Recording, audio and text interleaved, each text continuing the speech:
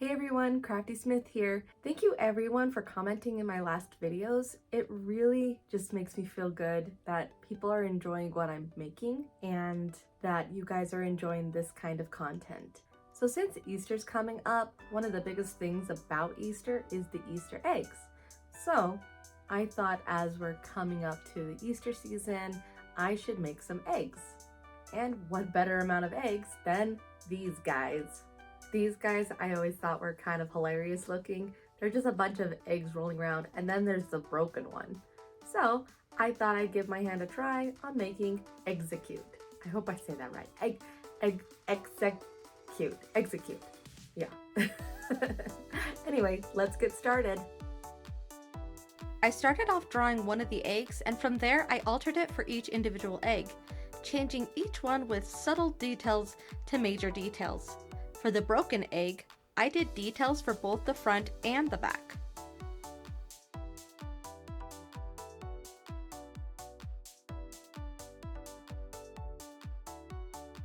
You'll notice that in the digitizing phase, the eggs have red eyes. No, they aren't corrupted by Team Rocket. I had to take the images into Photoshop and switch the pupils to a different color, so the auto-digitizing will pick up the pupil as a different piece than the eyeliner. Yes, I am calling it eyeliner. This will make the finished pieces look nicer instead of combining all the black stitches into one solid piece.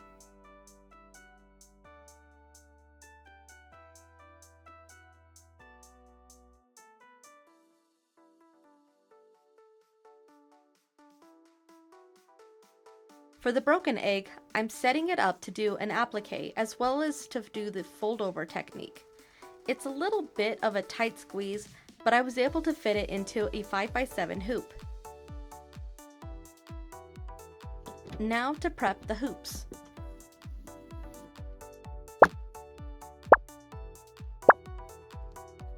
For the normal eggs, I'm fitting 3 into my 6x10 hoop and then 2 in my 5x7 hoop.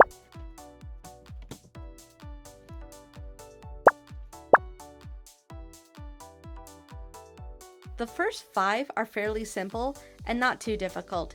Just base stitches, sew the design, cut the stabilizer, place the backing and sew, rinse and repeat.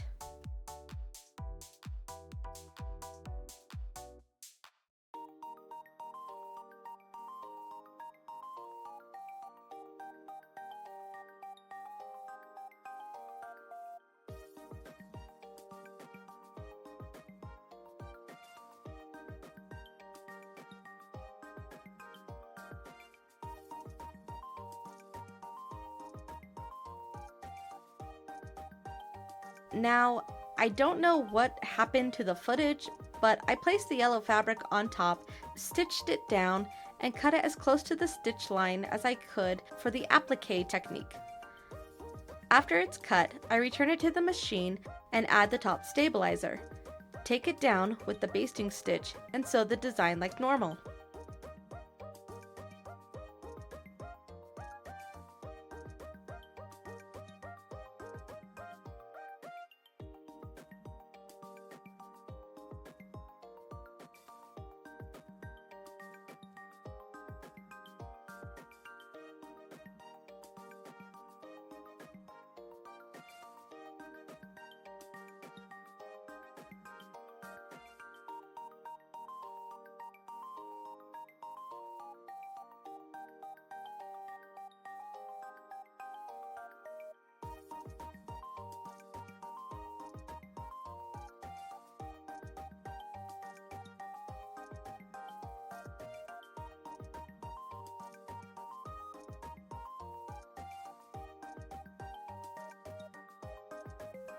I cut the top stabilizer off before sewing the center line.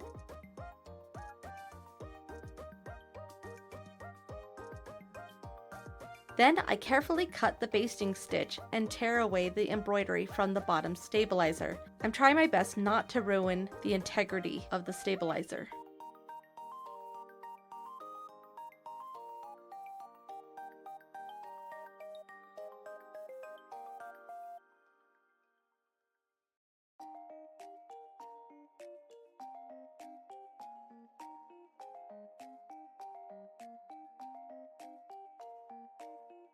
I fold it over and tack it down where the yellow and the pink fabric line up.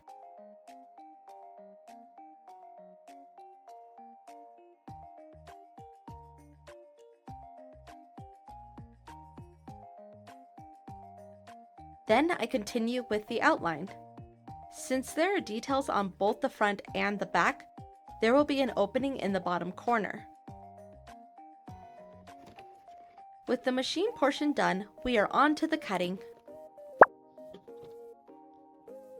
Then flipping right side out. Time to take them over for the stuffing part. I will start by placing them all down. Then fill them up one by one.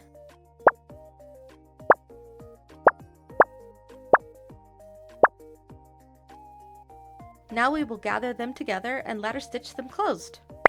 And we're done! Now if you would like a chance to win these tiny guys, like and comment below who your favorite unpopular Pokemon is, and I'll announce a winner in 2 weeks. And there we have it. We have my little bundle of eggs. They're really hard to hold. I can't keep them in my hand. I was actually playing Pokemon Go for my references because I have all 151 on my Pokemon Go. So I use it to turn it around, make sure I get all the details.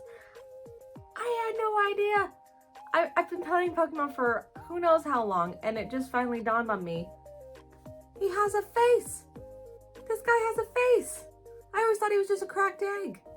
So I felt kind of stupid when I realized it. It was like, oh yeah, well of course he'd have a face.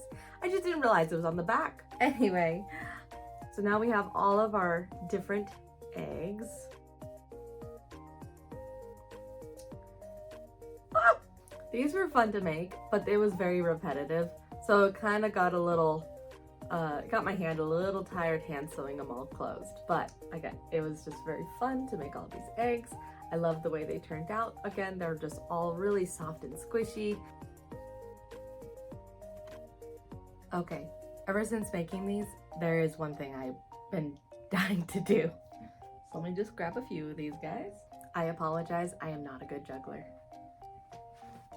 Oh, they're so soft and bouncy. Anyway, what are your favorite of the faces? I think this one's my favorite face. You got these guys. You got Mr. Smug. I think he has a wider frowny face. And then the little smirk.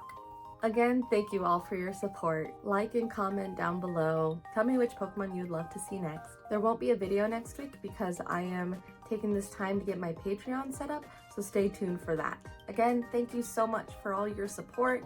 Please like and subscribe. Share this video to your friends who you think would enjoy this kind of content. And I'll see you in the next video. Bye!